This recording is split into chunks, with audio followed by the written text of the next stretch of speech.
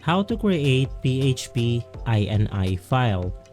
This is a step-by-step video so you can go ahead and follow easily.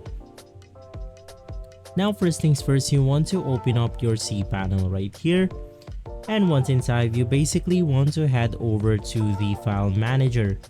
If you cannot go ahead and see it on your dashboard, you can just go ahead and search it up using the search tools option.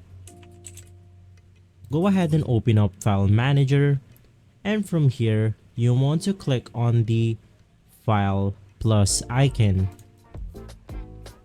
Now all you have to do is to go ahead and type php.ini, and you want to click on the create new file button. Right after, we can now go ahead and right click our file right here, go ahead and click on edit,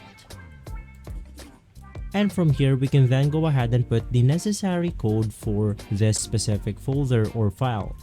So if this video has been helpful for you, please consider by liking and subscribing.